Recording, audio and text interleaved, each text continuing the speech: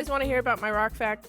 I've told one or both of you about this facts, but I want it on record that I heard that the 1, 2, 3 is a lie.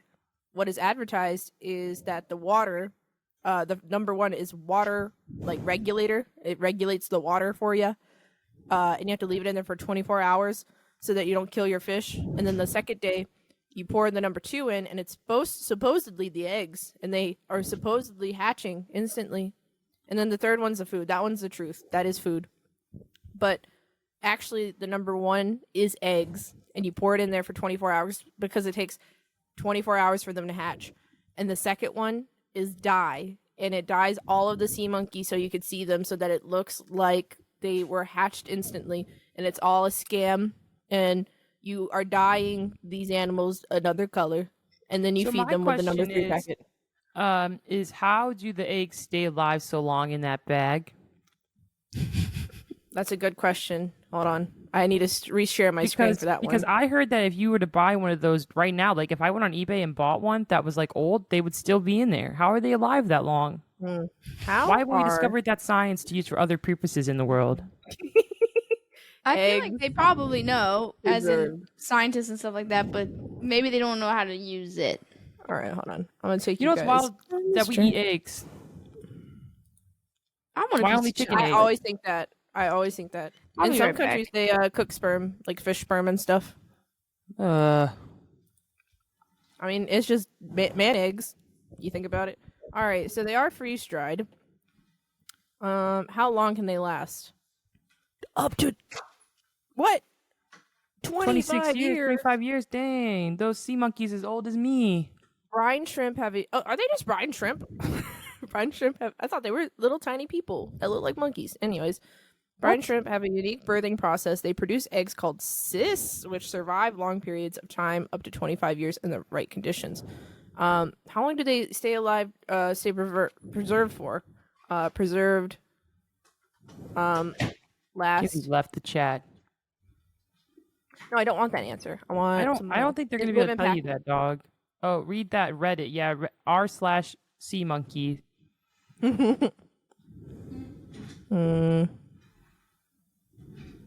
That's crazy, dog. For us. Man, that ice cream truck, man, he right down the road. You should go get one of those SpongeBob. You should get one of those SpongeBob ones with the gumball eyes, or the Bubbles one. That's the best one. That's the best one.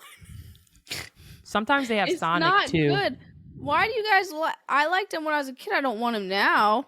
You don't like as a grown adult. Which one are you getting, Kinsey? If you were to go to the ice cream truck right now with $5, what are you getting? Taco. The fuck is that? Or just like a cookie dough sandwich. That's your poison? Ice cream truck. There's only one I'll pick over. Or you know those really good ones? Wait, hold on. You know the ones with the crumblies on them? They have a chocolate version and a pink strawberry version.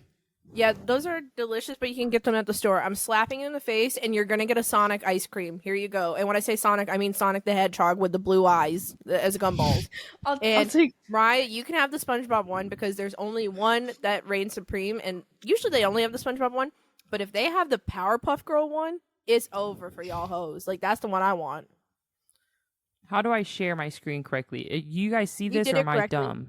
Yep. Nope. Yeah, we see it. Okay, so you pull up. You pull up, and Kinsey really says she's getting some other than these. These are the best options. Right you know what? The chocolate ain't even on there. I want to get the crumbly one. This is a duo show now, not for Mariah anymore. She left the band. Let's look up. Let's see. Video game mommies. Kaylin, what's our show about now? Video game mommies. I got you. I'm gonna screen share. Okay. Images. Give me like a grid of recognizable ones, please. Ranking. Kaylin, look, my face just is too long for a short haircut. You know why Kaylin likes me, guys? She likes horses and dogs with long faces. And I have a very long face, and I think that's why she likes me. Oh, shut up. It's the truth. Bro, I want like an S tier list, please, for us to choose from. You know what? I don't know any of these bitches. I'm gonna give up. Damn Did it boot you guys too? Nah, it didn't. It's still recording. Andy is back. Hello. Say, why are you so running? loud? Like, turn it down. Like, you came into the chat, sounding like God descended from the heavens, and you were like, it sounds like a military radio wave. It's oh my god! It's because I switched computers. Oh my god! I can't wait till you listen back at what you sounded like. Is that better? Yeah. It still says I'm really loud. We can hear ourselves. Like you can't? Woo. Hello. Hello. Now I can't. I don't want it to export loud because it was hitting red still. It was. I don't know what I was doing. I was trying to figure out why you were like, your Wi-Fi sucks, and I clicked on my Wi-Fi, but I accidentally hit the slide off button. Oh, bring us in, Kaylin. You're listening to Post Credit Depression, where we discuss this week's current hyperfixation. My name is Kaylin. Oh my god, what was my fun fact? When you put me first, I can't remember. It was a good one, too. Oh, it is a good one. Hold on, I got it. Ripley, I joined one of those pet picture competitions with my dog, Ripley. I probably shouldn't say her name on the podcast. I feel like that, my name mixed with her name is a very unique combination of names. But anyways, my dog, she won the contest, and now she is in one of the Dungeons and Doggies books, the Animal Adventures Secrets of Gullet Cove. She's got artwork inside the book. And that's my fun fact because, that was, a book that was distributed among, thousands of people. So now my dog's in, a lot of people's houses. Why didn't I know this? You didn't know that, Mariah? No. Wasn't Mariah our friend when that happened? Nope. That was junior year. No, she wasn't. It was right before we became friends. Yeah, everybody in my life on social media knew about this whole thing. They had a competition on Facebook, and it was whoever comments or likes the most somebody's. What was it, Kaylin? You made a comment about your dog, and whoever liked the most. Yeah, you comment on the original post, and whoever's comment has the most reactions or likes gets artwork of their pet in the book, and they were choosing one cat and one dog. Yeah, and we literally were getting every single person to at CIA to do this. And then I got a lot of votes. But we'll have that to was show my you fun the fact. art. Yeah. Okay. My name's Mariah, and my fun fact is I bought another Peter Pan pop figure. I think you like Peter Pan so much. Or no. I think you like Greg from Over the Garden Wall because it gives Peter Pan vibes. Yeah, I could see it. My name's Kinsey, and I'm making My Little Pony stickers right now, and I'm almost done with Rarity, which is the first one I've done. They honestly look amazing, and I'm not saying that because she's my best friend. This is... Oh, so we got a chat comment. It says Pussy Boy from Alex. That's a rock fact. Well, Alex isn't in the chat anymore, so... By the way, guys, if we say random names, it's because when we join this chat, we never use our real names. We always be plugging in other stuff. Look at but I thought Kinsey forgot. But I thought your name was Andy. Yeah, but it was Alex at first, remember? And then it froze, and I had to come into my other laptop. I guess I had already submitted in my memory that your name was Andy and not Alex. Yeah, I felt like changing it up. Mariah holding Sir George Washington up. Mm-hmm. George Washington, a.k.a. Kitty, a.k.a. Wirt Jr., a.k.a. Jason Thunderberger. A.k.a. Benjamin Franklin, a.k.a. Wirt. Yep. Mm-hmm. Y'all remember all these damn names. Uh-huh. That was his name. Why are you judging him, Kinsey? You got a problem? No. He was having a hard time finding his identity. He was going to be famous. That's funny. That's crazy. Yeah, I know. It's pretty wild up in here. Great gift I got. Hey, Kinsey. Yeah? What's up? Nothing. How are you doing? Who said what's up? What'd you share on the podcast this week? Into the Spiderverse, the new movie that just came out. Mm-hmm. It's called Spiderverse, Into the Spiderverse. You know what, Mariah? Why don't you share it this week? I thought it was Across the Spider-Verse. Oh, I thought it was too. Oh.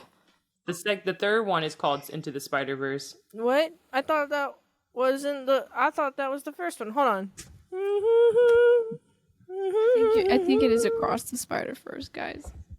Whatever. The new Spider-Man movie, man. I'm not like a huge Marvel fan, but I will watch the Spider-Verse movie. You know what, Kinsey? You were right. The first one's called Spider-Verse, the second one's called Into the Spider-Verse, and the third one's called Across the Spider-Verse. You know what? I'll never doubt myself again. Yeah, stop doubting yourself. And then the next one they make is gonna be called Beyond the Spider-Verse. What's beyond there? What's beyond the Spider-Verse? Well, probably Miles, but I don't know if Mr. Holes Man is Holes and he's like.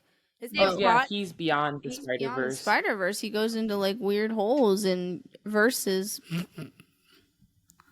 Anyways, that's what I'm sharing this week. Yeah, you guys we were like all watching just happening to it? go to the movie theater at the same exact time.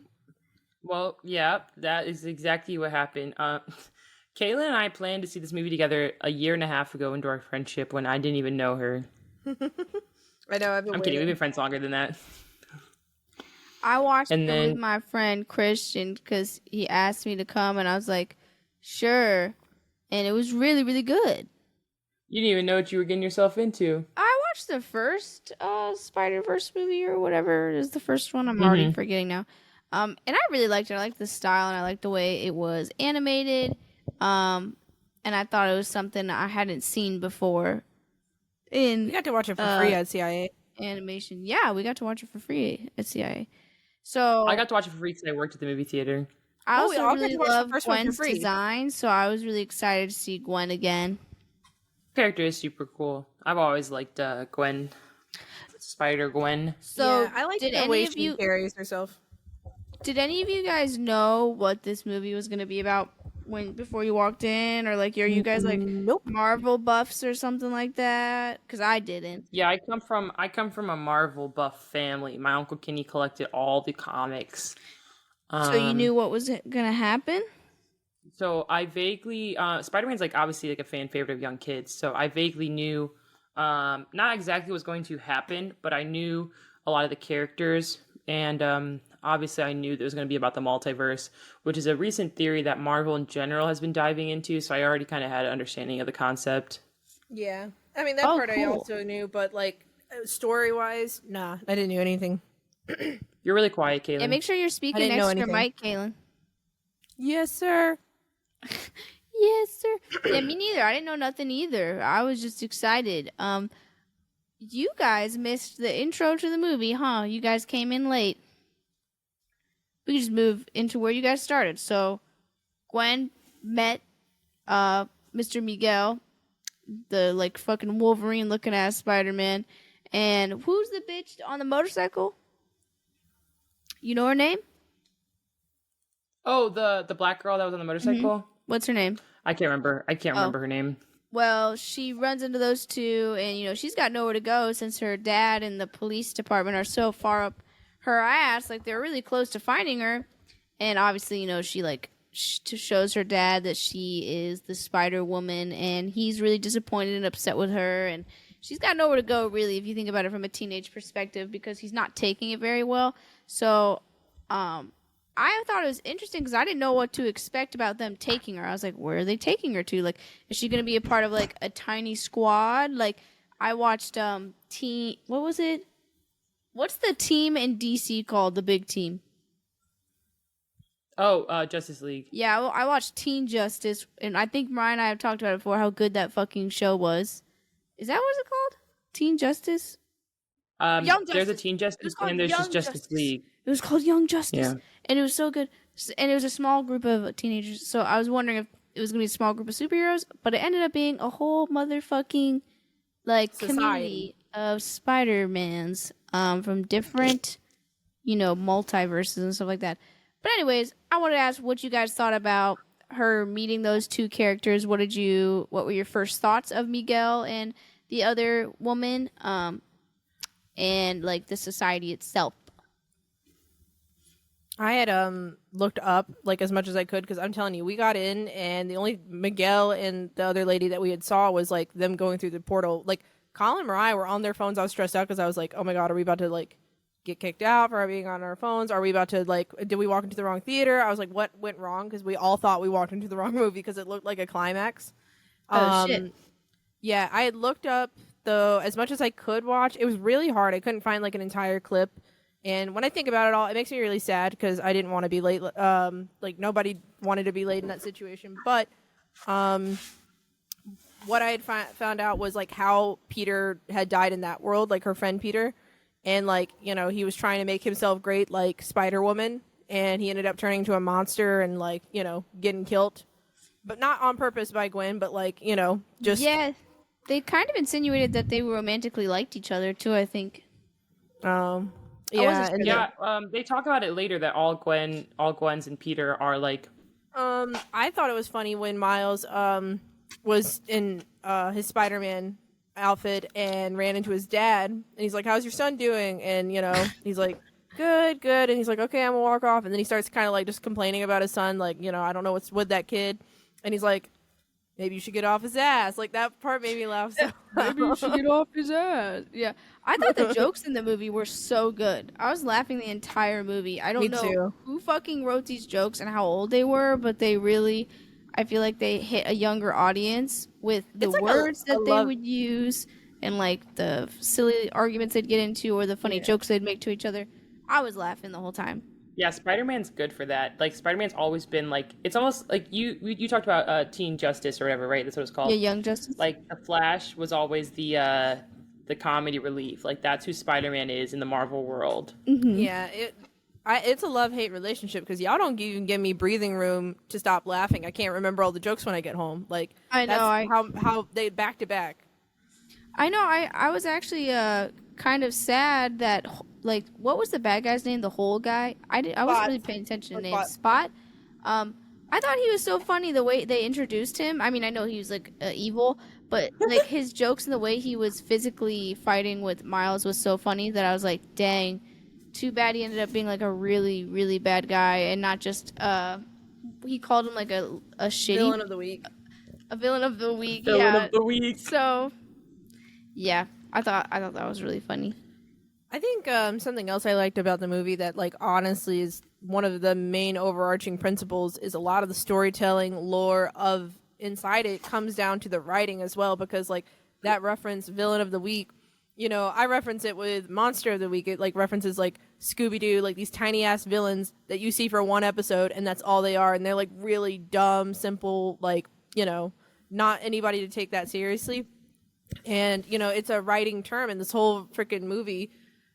is also just about like canon, and it's like a huge plot point of what canon means in this movie. And outside of it, there's a meaning, but like it was interesting seeing the whole time that they were like referencing almost like writing material. You know what I mean? Like the whole time. Mm-hmm. Yeah, Kaylin was saying the canon thing for like a week, guys. She was like, it was canon. Every time I tell you something, she's like, that was a canon event. I just haven't seen you a lot since then. It's gonna keep going. I didn't do the noise correctly, but oh my God. I've been saying the noise like all week. It fucking makes me laugh so hard.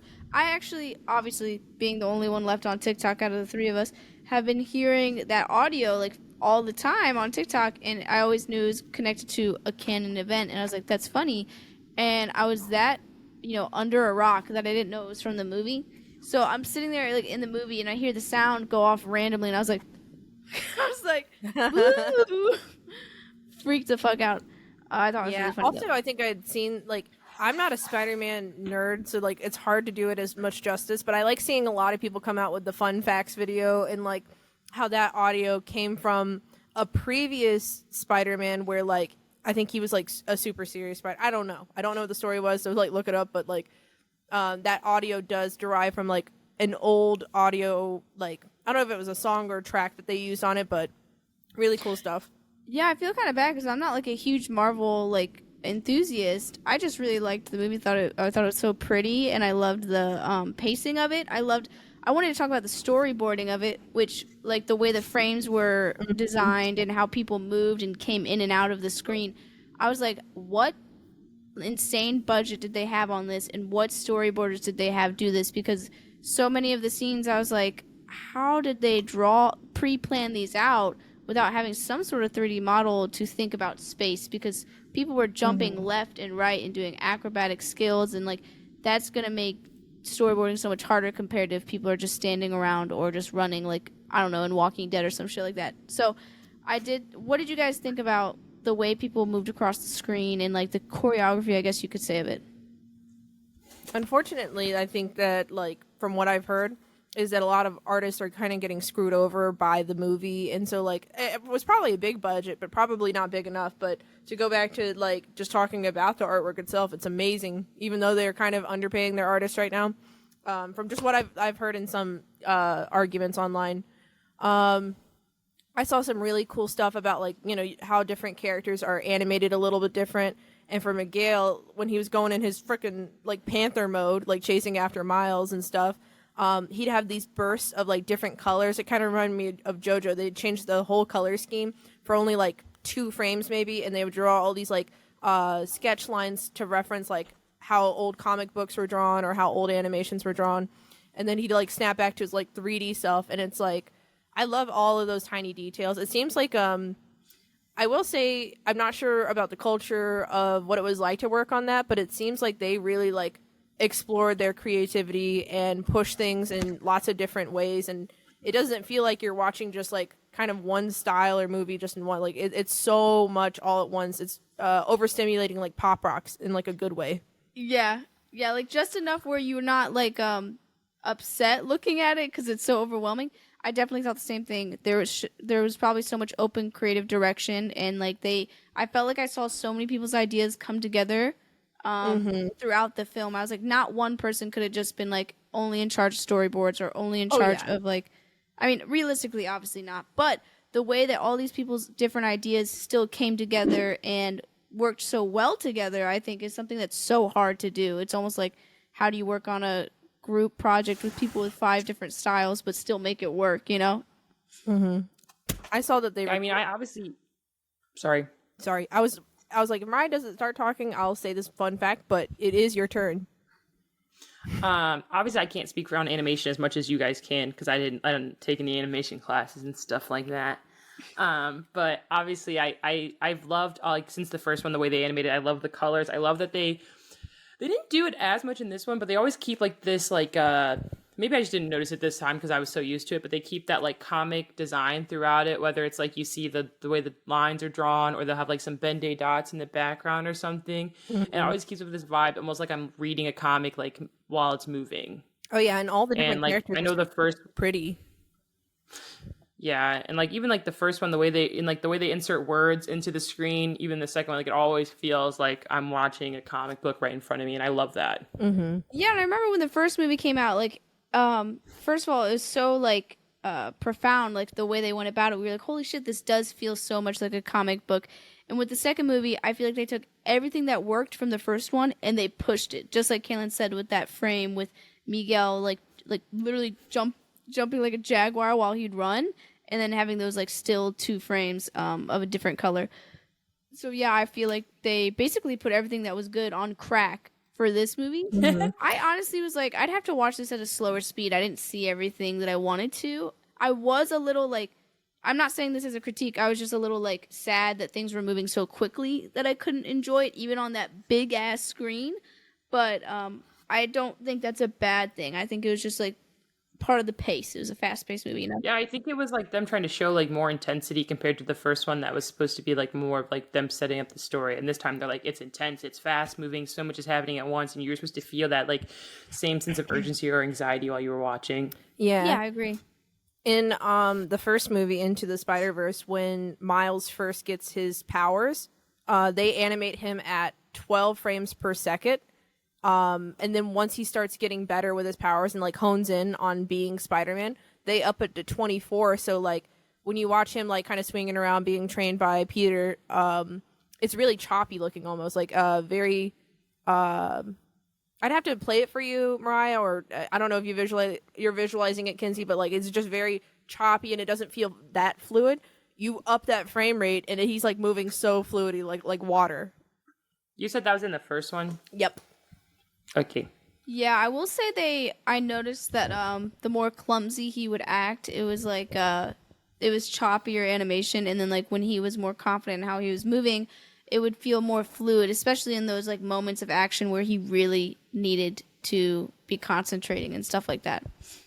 Yeah, it seems like a lot of like talented artists and minds that come together, and you're right, Kinsey, like not one person can do all of that, and it feels like such a beautiful collaborative piece of work, because like even stylizing like the timing of like what you're showing on to the screen to convey character development, like that's reaching really, really far, but it's very effective. Like you don't have to just show acting, you can use these other styles and other, you know, departments, animation department, you know, the background, the color people. And then Mariah was talking about all these like different characters, and you know, when they showed that what was it, I don't know what his name was, but the buff Spider-Man, and he's like kind of a nod to like old comic books where they're super like muscled out. And then Spider-Punk, he had that cool, like he'd come in and out of being like really red or like black and white, and it was like, you know, when you flip through a certain artist style, you know. And yeah, I love how they were able to show. Sorry, go. I was just saying that I love that they can all exist in the. They feel like they're in the same universe, but like you could read a whole comic book in that one style too. Yeah, I love that they were able to put so many different animation styles in one screen and still fit so well. Like I think I pointed out to you like while we were watching, I was like, I love how they're doing that, because like every character was from a different world with a different style. Mm-hmm. Like yeah, even like that one that was like 2D, the Lego one, and he was like, I can't move, the Lego one. Yeah, like they did so good putting them all on the screen together. They were like, the Lego one of our best workers, and I was like, oh, okay. The Lego one was one of the fun facts I wanted to bring up earlier. I had to hold my thought for a second though, but that's a 14-year-old kid that animated all of that. Really? Yeah, he reanimated the trailer in his little stop motion Lego style, and they reached out to him, and he got to put those scenes in. That's so cute. Yeah, that's why I'd like to think that like working on the Spider-Verse was like a fun experience, but you know, I had to look it up some more, but I can't speak on like about the way the artists are being paid. Yeah, I heard a lot of complaints on Twitter about it. I feel really bad, like that. Like 100 workers quit. I'm not saying at the same time, but throughout the movie they had quit because they weren't being paid properly or treated well. But I was gonna mention for the character designs, like you guys are talking about the different styles. I was really paying attention to like the quality of the character designs, and they were so good and diverse. I had literally no like complaints or anything about it. Like I was seeing, especially I'm like a really stickler on like different female body types or like, you know, femme body types. I really hate if there's only going to ever be like, you know, dump trucks or like slim thickies, because that's just like not fair to only be drawing women like that. But we have 900 fucking shapes for a man. When we were watching, there were so many different body types. I was so happy to see that. And I loved seeing that there were disabled Spider-Men and women, you know, like the cool wheelchair Spider-Woman. She was, I don't know if they were a woman or a man or anything like that. It happened so quickly. I think they were a woman. But I loved their spider chair, and I followed the artist who designed the spider wheelchair with the legs. I was like, that is so you have to send that to me. Cool. Let me see if I can pull it up. I'll try to send it to you. Yeah, I actually saw a lot of praise for people. Like, people were talking about how everyone loved Hobie, and they were like, I love that you guys are liking this guy who isn't your typical, you know, drawn design person. Like, he is fully a black man with like all the features, like the wide nose, big lips, and people were like, this is a big deal for the world. Man, we gonna talk about Hobie now, because that's my man. Oh yeah. Before we dive into Hobie, Kinsey calls me after she watches this movie. I say no spoilers, nothing at all, because I'll spoil it for myself right now. And she's like, all I'm saying, Mariah, is there's one man you're gonna love when you watch this show or this movie. And I was like, okay. And I'm thinking she's about to tell me it's like Miguel, like everybody talking about him. And I was like, it ain't about to be him. I already know. I've seen drawings of him. Nah, or whatever. And then I'm on the screen, and Hobie walks in. I I was taken aback. Bro, I had like, not heard anything about Hobie till Kinsey. Like, I asked her after she watched it. I was like, "So was that Miguel guy? Like, all the hype?" And she's like, "No." And she's like, "There's another." And she said, "You won't guess who it is." And I was like, "Is it Spider-Punk?" And I had not even seen his face, and I just knew he existed. And she's like, "Oh." And I was like, I wonder if he's like, the emo drummer boy type that Kinsey's been into before. But they did him so good. I had to go home and watch a compilation recap of Hobie. The original Spider-Punk is like not lame, but like he ain't as cool in like his Spider-Man suit as they made him in this movie. In the comics he's got like a cool little mohawk and he's still like the cool guy, but they did him so much better in this. Like even his details of him, like his face, his hair, everything. What's up with this man's Riz, bro? Like he's not even trying to Riz it up. Like he's just living his day-to-day life. And he just, like, oozes Riz. And I'm just like... That intro, when he first makes an appearance, though, you hear that guitar drop, and he's, like, running, like, anime style, and breaks through that I would argue that Hobie in real life would hate Riz. He'd be like, I ain't got none of that Riz. Like, because you don't have Riz, you have Riz. Like, because you don't care about having Riz, you have Riz, buddy. And his whole little, like they're all introducing themselves, like the Indian Spider-Man had his own little intro, and he's introducing himself, and he's like, I'm not a hero, because that makes you a self-mythologizing, narcissist. It was so funny. You did that perfectly. I loved his accent. I loved his hair. I thought his hair was so fucking cool. And I loved how he didn't listen to fucking anybody. I was like, yeah. I knew like babies would are fucking bitch about it. He said, taking a crap on the company. Yeah. I knew people would bitch about this one thing. I was hoping they wouldn't because it's fucking fiction. And I only saw one person bitch about it, but they're like, this is what his, hair would look like in real life under a mask. And it was like all blown. I'm like, this is fiction. First of all, if you look at anybody's fucking hair in the Spider-Verse, like, if they have long hair and everything like that, it's not going to fit into a cap that quickly based off of physics. But that doesn't matter because it's a Spider-Man fucking suit and it can do whatever it wants. There's probably technology where it pushes it down. Like you can argue that with any of the Spider-Man. Imagine if I had a hood Miles. And I was like, all right, guys. I bust into a room and I'm like, I'm Spider-Woman. Do you think all my hair behind me right now is going to be in my cap right now? No. Yeah. Like, realistically, no. So why are people caring about that in a fictional sense? I feel like that was just them wanting to find an excuse that he couldn't have his hair like that as a black man. Black people can't get online and exist. Like, I'm like, oh my fucking god. It's not even real. That's like when people were like, realistically, Ariel would not be that dark because she'd be like hundreds of thousands of feet under the water. I mean, it's inevitable. The film the first time around got hate. It's gonna get hate again. I mean, people are not happy about seeing a black Spider-Man, even though Miles literally existed in the comics. Whatever. So I wanted to talk about like Miles' creation, and we're kind of getting to a point too where I can bring up Donald Glover. Oh, hold on, 1 second. Pause. Yes, Colin. Kaylin diving in on that first film. Get rid of some of the first few questions I asked because I wrote it down. The vibe. Okay. So, I watched another video. Again, once you come home from the theater, you let all those reels come in, and you're just, like, diving deep about all the fun facts about it, and... Did you not look into this the first time, Kaylin? Well, no, there's some more fun facts that were mentioned in this movie I wanted to bring up. Okay. But I'm saying I watched the video today, so I just wanted to share real quick.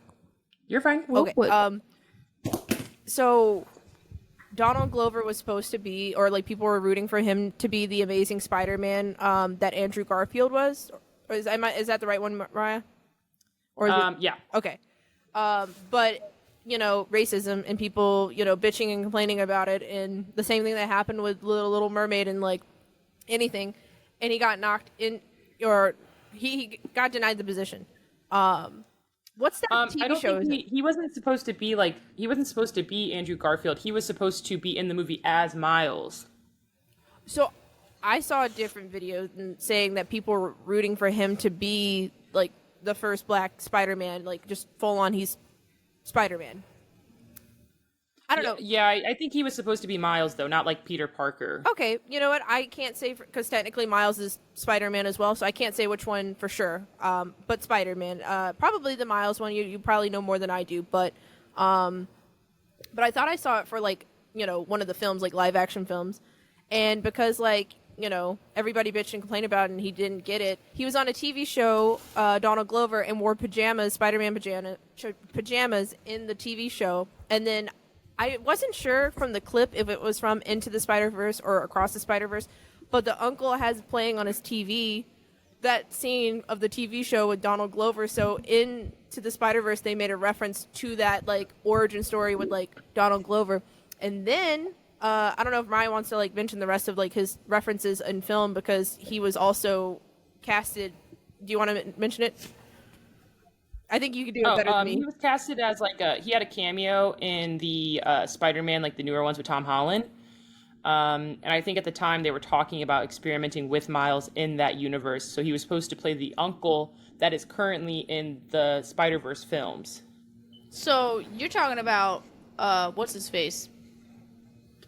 Uncle, the Predator guy, Prowler. Yeah, the bad uncle.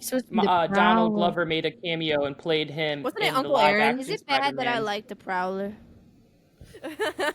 Like, his vibe is immaculate. Like, what am I supposed to do? I know that's scary music. But also, like, what did he ever do wrong? I'm kidding. I'm just saying, like. Also, if you noticed, I don't know if you noticed this, Kinsey, but when the Prowler was locked up as an anomaly, the live action Donald Glover, he was sitting in there and Miles was staring at him and he's like, it's rude to stare. He was looking at him because he's like the live action version of his uncle. Yeah. Okay. I noticed that. Okay. But anyways, I just wanted to mention that because, like, it's so cool, like, how big the Amazing Spider-Man or the Spider-Verse movies. I'm going to call them that because, like, they're. Is it the No, it's the Spider-Man. It's just Spider-Man, right? The title. Yep. Okay. The Spider-Verse movies, though, it's cool how diverse they've become. You were talking about diversity earlier, Kinsey, with women and different abled bodies, and you look back at, like, how Marvel and comics used to be, and even the Marvel way to draw that we were forced to read at school. They were very particular about, like, women can't have big noses, and they have to be drawn like this, and they have to look like that, and make sure they don't look, to this or to that. And it was like the same comic book face woman that, like, you see over and over again. And a lot of students bitched about it when the teachers, like, handed us the book, but they're like, please ignore the bad parts and just take, like, the good, obviously the information on how to draw in it is, useful, but, ignore the bits that don't apply. But still, even then, it's just like, I think talking about where we are today, Kaylin, just slow down a bit. It's all right. Where we are at today. I lost it.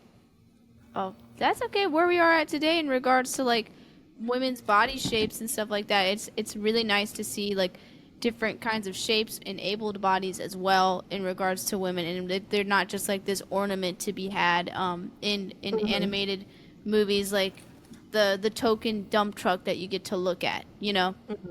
Well, I was also in that particular, like, runoff, I was saying when it comes to, like, Donald Glover, you look at the history of it, and I think bringing it up on the podcast right now, like, the history of him being denied an opportunity to be Spider-Man because he's black, because fans bitched about him being black, and now this is, like, one of the best-selling films, one of the best-selling merchandise, like, of Miles Morales, and the whole story about being, like, Miles is an anomaly, he is not canon, he is not supposed to be Spider-Man. It's really cool commentary because, like, I love this, like, anybody can be Spider-Man, which is, like, a Stan Lee quote. Bro, and I'm not a Marvel fan, but, like, just film and media, like, seeing this, like, this kickback in the story and this it feels like commentary. It feels like straight commentary, straight to the fans' faces. Like, whether you like it or not, this is this Spider-Man, and he will exist. Yeah, after, like, honestly, Donald Glover gets a lot of credit for Spider-Verse even existing, because after he got denied, like, he literally pitched the idea, like you said, for him to be a Spider-Man because of Miles' existence. And then they denied it, but after all the backlash from it, that's, like, really what sparked the, like, growth of Miles Morales as the movies we were watching. And it's like, it's it's a man's world, it's a white man's country, and to see so many like opportunities be taken away because like it's not canon. Ariel was white. Ariel had bright ass red hair. Like it's just like it's not going to stop until like, you know, we keep making the media and people are eating it up. Like this is what the people have been asking for. And you know, I go into this movie, I sit down and I see so many like interesting characters that like I've never seen before, or seeing women even being like as a woman being seen in such a better light, not just you know, dump truck mommy like Elastigirl bodies, like, you know, yeah, like we're not keep coming back for more, you know, it's like, yeah, give us some more Hobie. And I really liked how, like, just the other female characters in general, you didn't question their strength in regards to the male Spider-Man. Like, they were kicking ass half of the time. Gwen was, like, tripping up my man Miles, but mostly probably because he got feelings for her. But, you know, like, she could stand on her own. She's really strong, and I really liked that, you know? Yeah. I mean, that one bitch was running around pregnant and kicking ass. I know! She was on a motorcycle. She said, I'm still gonna work. Yeah. So you guys want to dive deeper just into the concept about like, and it goes into the conflict of the story of Miguel is caught up on canon, like canon events, and you cannot break the canon. You can't break out of the norm. And in this world, Miles is an anomaly. He's like, I want to let you go home because like I don't want to like keep you prisoner if I have to, but like, you know, you're gonna have to wait it out. You have to let this canon event happen. Like, what I thought was weird is why did he need to tell him that the event was going to happen? Like, in this world of canon events, he could have simply sent Miles back and then let Miles do whatever he needed to do. And I don't think, if this is the world of canon events, Miles would have been able to stop the guy the way he was supposed to if it was supposed to result in his dad's death either way. Well, he wasn't supposed to be in the India Spiderverse world. He just followed Gwen, so Gwen got in trouble too. But I think the way... You're right. Like, if he wanted to just hide it and be like, hey, Miles, I'll get with you in just 2 days. Just wait, and then we'll talk about your whole watch thing. Sure, he could have lied to him like that and let his dad die, but I think that the writers were just saying that he was so mad that Miles broke the canon about in the India one that we needed to really tell him the importance and, like, how bad he can fuck up and, you know, then... No, I think there's another reason. So... Yeah. If he's an anomaly, that means he can mess up other timelines. He literally was shown to mess up the Indian timeline. The reason because he wasn't supposed to be there. He wasn't just going to be like, "Hey, man, you're an anomaly. Take what you will from that. Go home." Like, there's a whole other universe that doesn't have a Spider-Man that is literally in chaos because they don't have a Spider-Man. So I think Miguel was going to literally do something about Miles' existence as an anomaly. And even if that means keeping him captive forever so that he can't cause any other Which is what his plans were. Yes. Well, the way that he said... The way that he said in front of, like, Hobie and Gwen and, like, Peter, people who cared about Miles, like, oh, you can go home after this. Like, I would like to think that they were all on the same page about it. If not, then, like, you know... Yeah, maybe we'll find out in the next movie. That is a good theory. I think that the spider community is like corporate America, and Miguel is the CEO. I'm not kidding. No, straight up. Yes. Just like in corporate America, the CEO has a gun to the head of the manager, and the manager has the gun to the head to the employee, and it just trickled down. So at the end of the day, Miguel was in charge, and like. I talked to Kinsey because Kinsey was like, I hated him. And I was like, you know, credit to where credit is. Like, that's his job. His job is to make sure that no one else's universe falls apart like the one he went to. Like, and that's the one fine. He fucked up, yeah. Yeah, the one that he you're went right. to just to have his child. And, like, that's okay. But, like, there needs to be a better way for you to go about this, sir. Because the little people, like... Miles' dad doesn't know about all these stimulations that are happening. Yeah, it's kind of like you said, and imagine being one of the Spider-Men where, like, maybe Miles is your friend, but are you really going to go up against the guy that has the entire Spiderverse behind his back, and they can show up to your house, basically, in your universe with thousands of Spider-Men and do whatever, like... Oh, I think Mariah's completely right about it being, like, kind of a metaphor for, like, corporate America. Because you saw all his friends who truly do care about him, like, tremble and, like, falter in regards to helping him. Because, like, at first, because they were like, well, what do you want us to do? Like, it is a canon event. Like, Miguel's not wrong. But then I think Hobie's existence literally being like this anarchist who's like, I'm going to do what I want, what I think is right. I think that's what really sparked the other friends to be like, what's going on is wrong, and Miles isn't a bad guy. And just, like, it starts to ask yourself, like, what is the value of life if we can't value one life? If we're valuing 100 lives over one, well, then where was the value in that one life?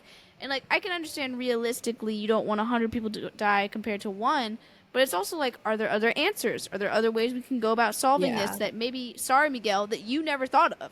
You know? And that's what Miles says, too. He's like, why can't I do both? And, I mean, not that I know the answer, so I'm like, well, damn, Miles, I don't know how you're going to do it, but honestly, props to you to trying to figure it out.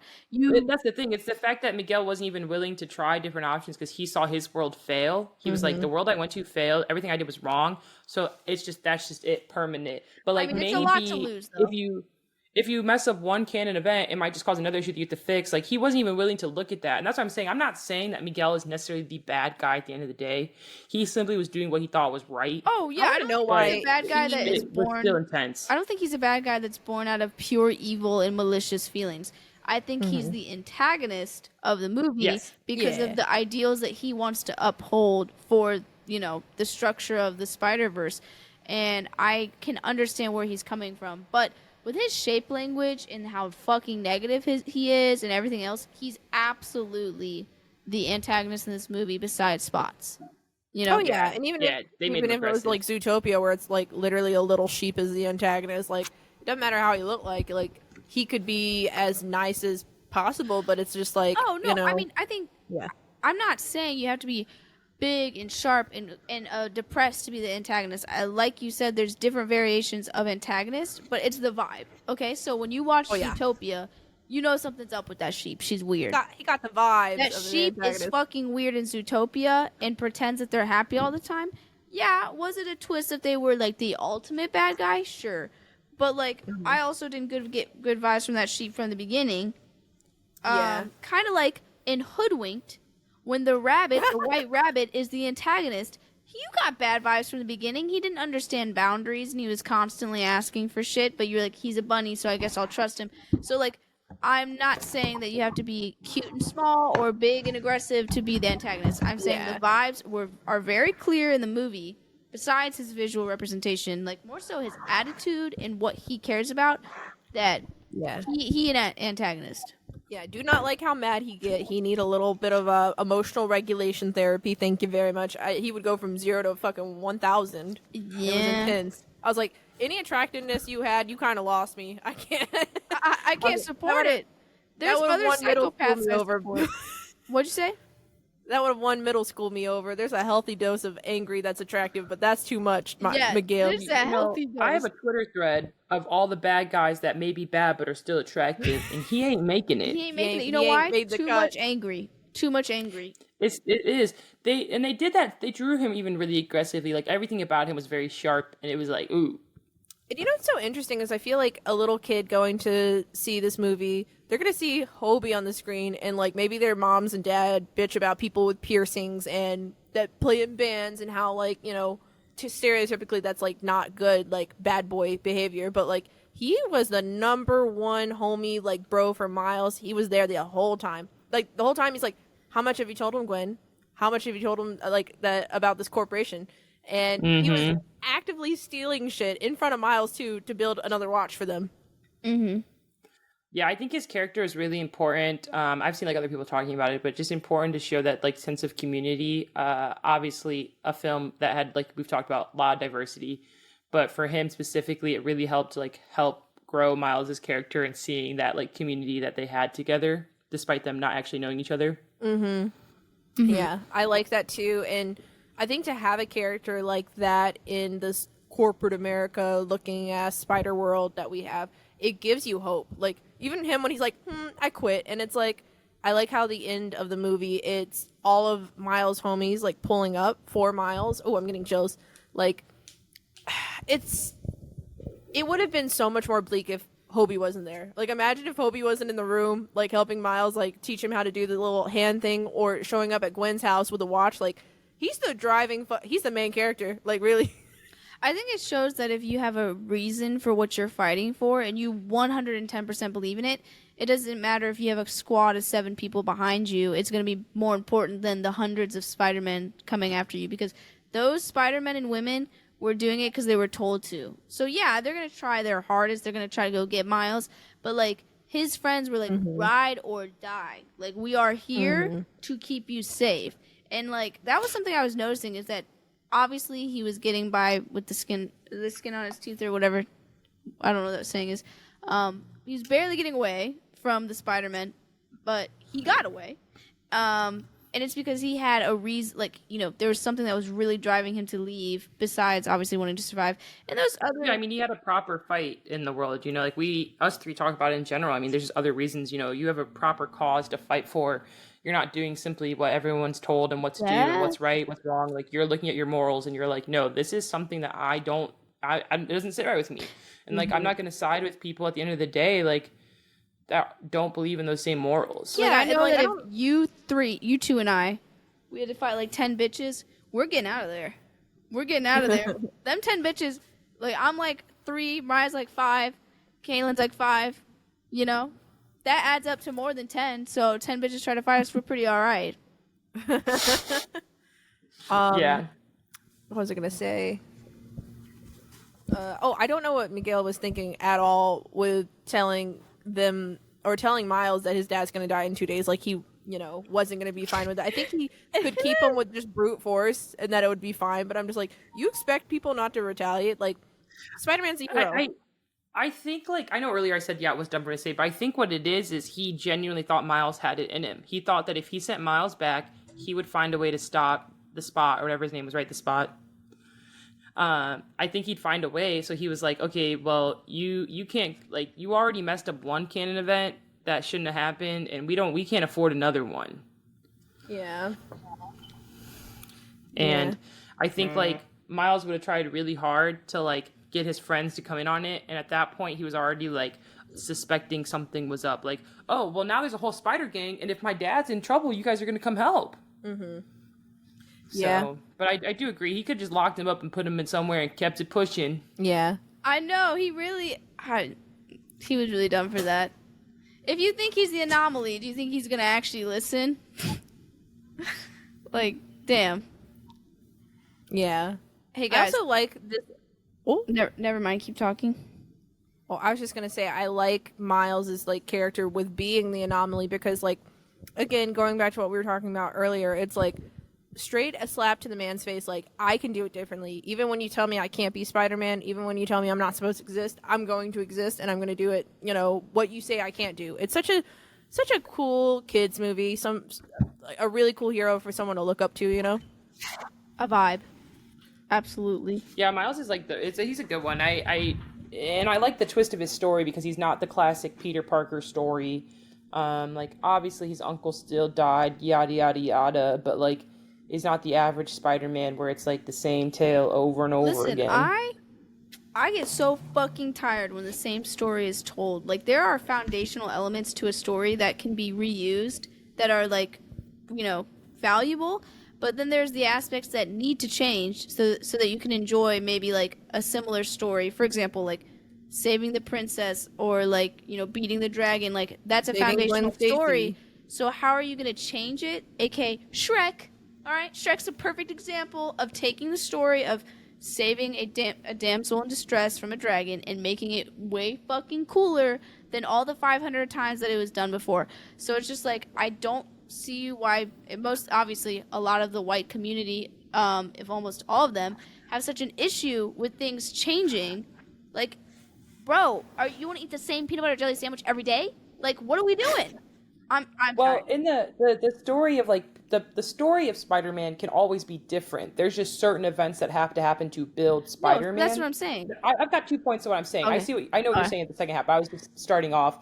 So like, things have to happen in the sense of like, the spider has to bite him, his uncle has to die. But other than that, each story can be different.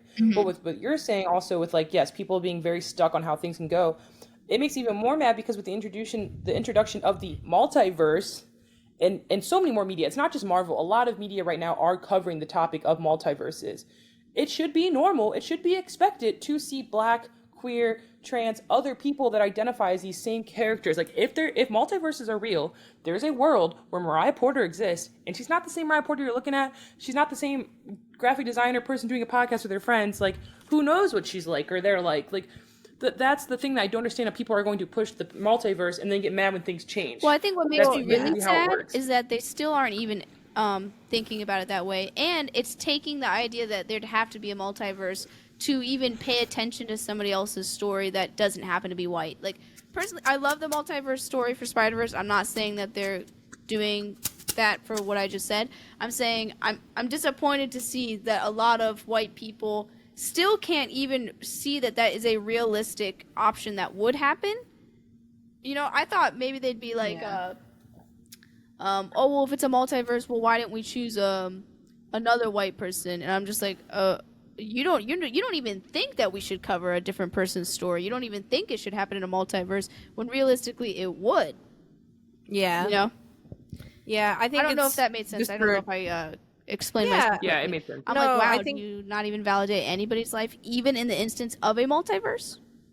Girl, like, I mean, it happens in everything, in every fucking nerd corner, Star Wars, and I told you guys about the whole Magic the Gathering, Lord of the Rings set where Aragorn, all the artwork was done differently. So, like, some of the characters look similar, like, obviously Gandalf's an old man with a beard, like, in a pointy hat, and they made Aragorn black, and it split the community so fucking much, and it's just like, you can't hand your mic over for a story that's been told. Like, it's been an old-ass vintage animation. It's got a perfect trilogy, like, with awesome cast that you can go back and watch whenever you want. And now they're coming out with new TV shows and this new set of cards, and it's like, it is a set of cards. You can't let somebody, like, I saw somebody in tears over it because of just, like, feeling seen and feeling represented, and it's like, you can't pass the mic for 1 second. You always, what are you afraid of? Being, like, you know, the minority? Being, I don't know, not included? Like, what? Game of Thrones, Kinsey, you watch Game of Thrones. The prequel, when it came out, people were complaining about there being black elves. No, they were complaining about the black Targaryens, which, by the way, they're cool as fuck, okay? Yeah. And that's the thing. I mean, again, we talk about it all the time. I know we regularly talk about any type of minorities on the podcast, and I'm sure it's a regular topic that the listeners hear. But that's just what it is. I mean, we're in a white man's country, a white person's world. People are regularly going to have problems. I don't know when that's going to change. I think what it is, obviously, too, is... I live it every day, and I don't know when it's going to become normalized to see someone that looks different than you and still respect them the same and see value in them and know, like, yeah, that person can do something cool too. Yeah, that's what it is, Mariah. There's a lack of respect to it because, you know, we've worked with really racist people before talking about movies and films, and it's like, you can't, like, set that aside because they talk about, like, this woke movement. They're like, can everybody just shut up and stop being so woke for a second? And it's like, what pedestal are you on telling yourself that this movement is woke and not people in tears because they're getting an emotional reaction to being seen in the media that we consume? Like, and that there's other people besides yo white ass, you know? Dude, it's just straight up selfishness. That's all it is. Like, they can't come up with any fucking good idea besides saying that people are overreacting. Well, let's look at how you're overreacting over maybe there's not one main fucking white character. I would say that's an emotional reaction, okay? So it's just like, it's ridiculous how they can point out and be like, oh, well, they're being emotional over something that doesn't matter, but then they're going to literally be emotional themselves that Aragorn is black. Mm-hmm. Like, so can you not see why the other people are emotional, that they're not seeing their representation as well? Yeah. And it's just like the fucking, you know, princesses and superheroes that were right before, that media still exists. And guess what? It'll still keep existing. Check it out. They'll still keep writing it. And I just don't see the problem with, like, you know, when I see, for example, like, Miles Morales' story, I'm still moved and I can still watch his character. And I do like that it's about, like, you know, his story. I don't sit there and I could, whoever it is, a man, a woman, or even other characters, like if it was the main character was the Indian Spider-Man, I'm sure whatever story he's trying to tell, it's like it's just fine to go watch it. You might like it. You might actually like it because it's fucking good. But yes, we got heated there for really good reasons. A lot of good conversations. And I mean, I know we're talking about it a lot, this one, but that's kind of what the movie's about. Like, this whole stick it to the canon thing. Like, God, the poor Star Wars actors who were Asian and black, like, do y'all remember how much fucking hate they got? It was like astronomical. My lord. It's really important. Yeah, I mean, that's just going to keep happening, unfortunately, like, until, like you said, it is respect. People don't really want to acknowledge it. Yeah, but it's going to happen more and more. I mean, even, like, I didn't watch Hamilton, Caitlin. I know you have. Like, people were getting mad at Hamilton for people being casted as not white people. I was aware of that, and, you know, when I found out after I'd, like, fell in love with the story, I was like, are you kidding? Like, you're getting picky over, like, how your freaking history is told? Like, I'm so happy that there's been more diversity in recent years in movies. I'm not saying it's where it needs to be, but, like, honestly, seeing a cast of all white people is just, like, really disheartening, because I'm like, that's not realistic. And it's just like, I want to see more of this diversity come out in, like, every kind of media, you know, because I just think, obviously, as we were all saying, it's so necessary and it's so important, and it starts to make us look at those, for example, films that are only produced with white characters and be like, actually ask ourselves, I was digesting this for like 15 years of my life, and I never thought to think, why are there only white characters? You know, I know that's a very white thing of me to say, but like 16-year-old Kinsey, that wasn't the first thing I was thinking about, because I was a white 16-year-old. And now I can look back at movies and be like, I actually don't like this. I don't feel like it's really realistic. I don't think it's, you know, I feel more comfortable when there's more representation. It just feels friendlier. I don't know how to describe it. I think the cool thing to see too is, and Mariah mentioned it earlier, for example, Hobie being received so well, like, for that being our favorite character of the whole show, like, somebody out there is going to emotionally react to, like, maybe having a similar nose like Mariah was mentioning, and it's just like, that part I can see the importance of. And, like, I grew up with a very I'm not gonna let you stand on that box alone. I grew up with a very similar childhood where, you know, white cast all across the board. I'm white, and it's like, I think when I started to explore it more in, like, you know, what was it? I would say I noticed it more when I started making more, like, black friends in, like, middle school. I know, me too. It's sad for me to say, but yeah, I was like, oh shit, what the fuck?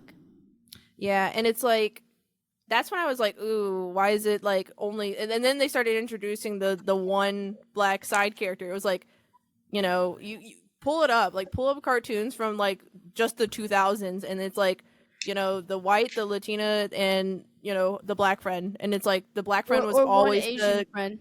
Yeah, the comedic relief, or, like, the throwaway character.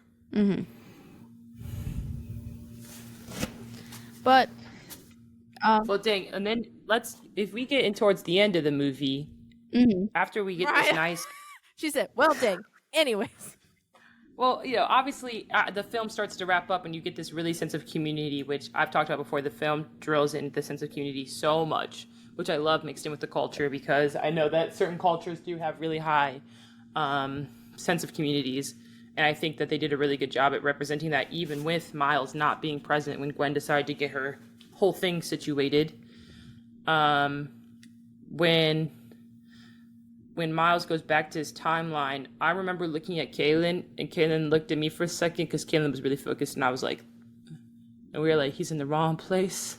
And I was like, oh my God. I felt like we were only supposed to be at 2/3 of the way of the movie. When it ended, I was not ready. Oh my God. Yeah, I did really good avoiding spoilers. Cheyenne did send me spoilers, but I didn't look at them because I wasn't on Instagram. When the bitch ended, I was like, what I tell Kate? I was like, my vibrator died. Yeah, the girl behind us was like going cursing. on really long. I was like, oh my gosh. I was like, when are we gonna get to the end? And they were like, JK, we have a part 2. And I was like, damn. Which is so funny, because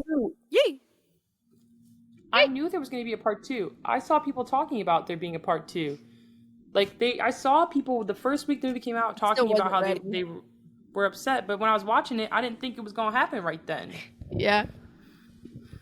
I thought it was going to end like the last movie, because the last movie had enough of a conclusion for it to be an ending. this was like the middle of the climax. Like they got their whole gang together to come save Miles, and I was like ready for it. And then they gave me. I was like, we gonna save him real quick. Apparently, I shared a reel with both of you guys, and it was straight up how my genuine first reaction.